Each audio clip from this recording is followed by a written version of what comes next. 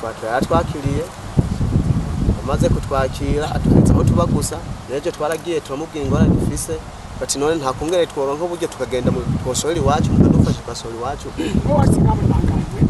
twe twara abantu twari 180 dusigaye turi abantu 8 mu 180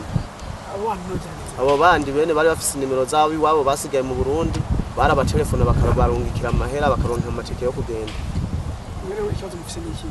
twe ikibazo twari dufise twico twasaba igihugu cy'u Burundi nkuko turi wacu nuko bodufashe nyene tukaronka amatike aho bakadutwara bakadushikana kila muntu wese ahava tukagenda iwacu kakuma tugorewe ngaha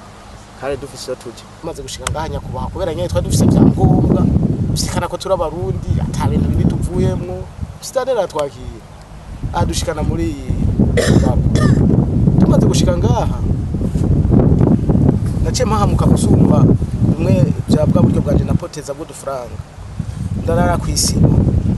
nimbere noneho n'umuri nsubiye muri gereza natsinze rurayi kubera mvuye muri gereza nsubiye muri gereza candara kwisima ndaburi ico nifuka yarari inzara gushika nuno muzi